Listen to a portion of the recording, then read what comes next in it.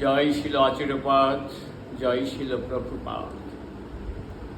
আমার পরম গুরুর শ্রীচরণে কোটি কোটি দণ্ডবোধ জানিয়ে ও ইউটিউবের সমস্ত শ্রোতাদের আমার স্নাশিস ভালোবাসা ও পরম আশীর জানিয়ে আমি দু একটা ভগবানের কথা বলছি।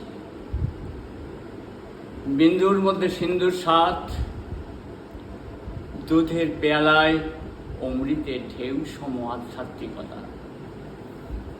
কিন্তু বর্তমান যুগে অমৃতের স্বাদ তো কেউ পায় না। নামকে অমৃত বলা হয়েছে, নামামৃত, কিন্তু সেই অমৃতের স্বাদ মানুষ বুঝতেই চেষ্টা করছে না। কেন? শ্রীমদ্ ভাগবত গীতা বলেছেন ভগবান যে 7 অধ্যায় 14 শ্লোকে, দৈবী হেষা গুণময়ী মম মায়া দুরত্যয়া মামেব যে প্রপদ্যতে মায়ামি তাং তরন্তি। দৈবী গুণময়ীর মায়া বড় সাংঘাতিক এবং একে অতিক্রম করা মানুষ মাত্রেই অসম্ভব। কিন্তু তাই বলে কি সম্ভব হবে না?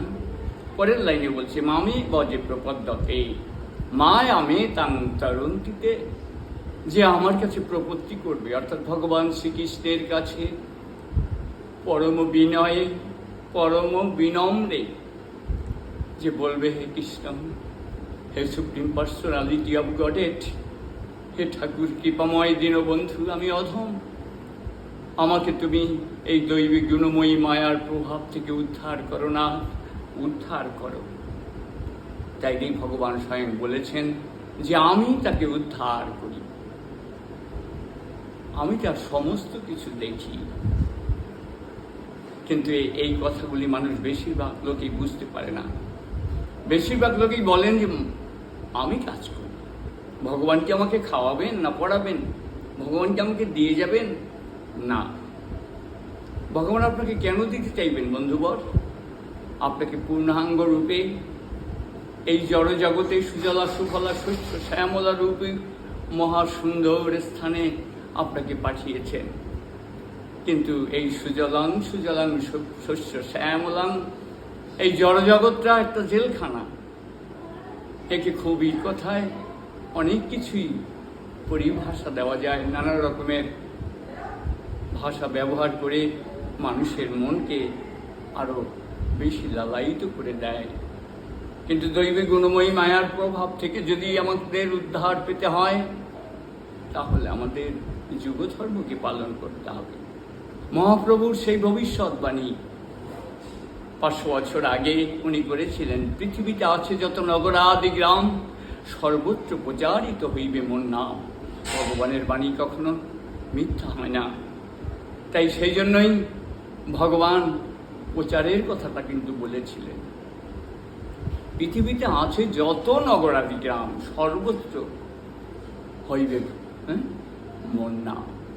ভগবানের প্রচার হবে সর্বত্র। হ্যাঁ, আজকে সত্যি সারা পৃথিবীর এমন কোনো স্থান নেই, সুমেরু থেকে কুমেরু, সাইবেরিয়ার কঠিন বরফাচ্ছন্ন থেকে আরবের ধূসর মরুভূমি, ইংল্যান্ডের রাজপথ থেকে আফ্রিকার গভীর অরণ্য, নামিবিয়া, গুয়াতেমালা, আর্জেন্টিনা, পৃথিবীর সর্বত্র মহাপ্রভুর মহামন্ত্র হরে কৃষ্ণ কৃষ্ণ কৃষ্ণ হরে হরে, হরে রাম রাম রাম হরে হরে।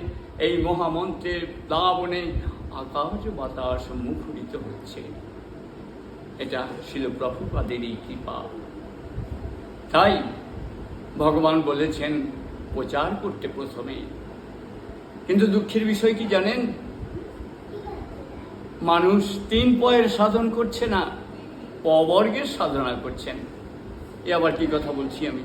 আপনি তো প্রশ্ন করতে পারলেন, প্রভু কি বলছেন? হ্যাঁ, 3 প।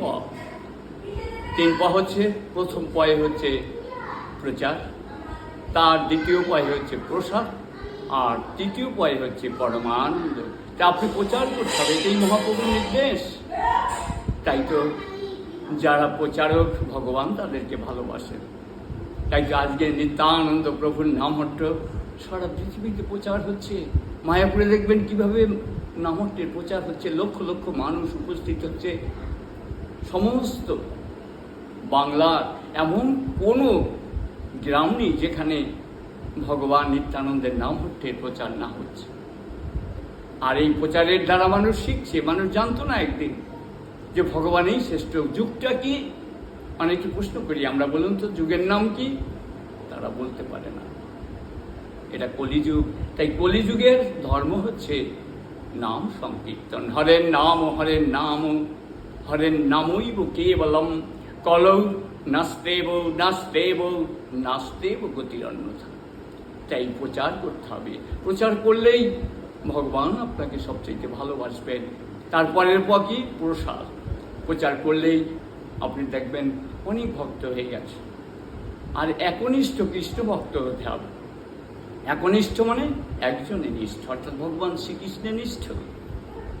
তাই সদ্গুরু আরোহণ করে সদ্গুরুকে আমার মাথায় রেখে আমাদের প্রসাদ খেতে হবে। প্রচারের পরে প্রসাদ। আপনি ডাইরেক্ট কৃষ্ণকে ভোগ দেবেন না, সাবধান। বেশিরভাগ মানুষ এটা ভুল করে। আমি ডাইরেক্ট ভগবানকে ভোগ দিতে পারি না। আমরা গুরু পরম্পরার মাধ্যমে আমরা ভোগ দেব। তাই আপনি ভোগ দেবেন ভগবান শ্রীকৃষ্ণের কে সাক্ষী রেখে। হে কৃষ্ণ করুণা সিন্ধু দীনবন্ধু জগৎপতে, গোপীশ গোপিকা কান্ত রাধা কান্ত নমস্তুতে। তপ্ত কাঞ্চন গৌরাঙ্গী রাধে বৃন্দাবনেশ্বরী, বিশ্বভানু সুতে দেবী প্রণাম আমি হরিকে। এইভাবে 14টা ভোগ মন্ত্র আছে।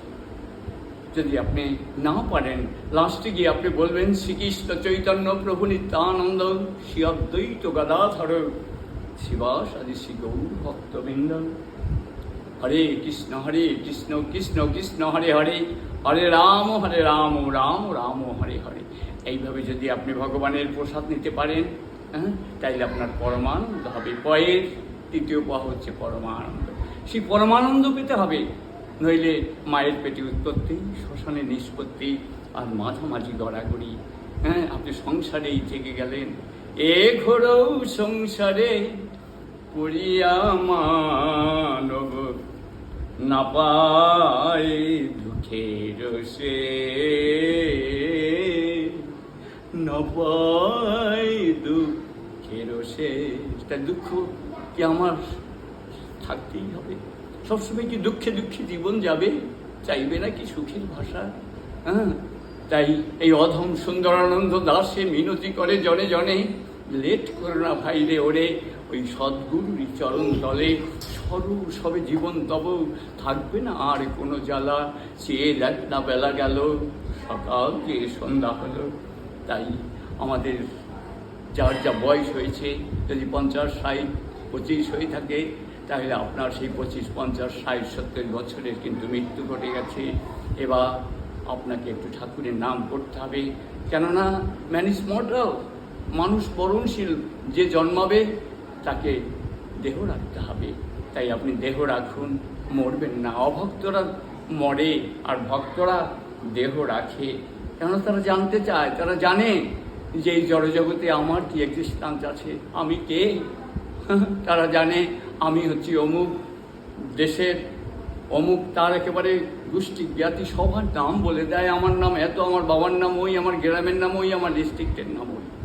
কিন্তু এটা তো আপনার পরিচয় নয়, সঠিক পরিচয় হলো না। সঠিক পরিচয় হচ্ছে জীবের স্বরূপ হয় কৃষ্ণের নিত্য দাস। আমরা কৃষ্ণের নিত্য দাস।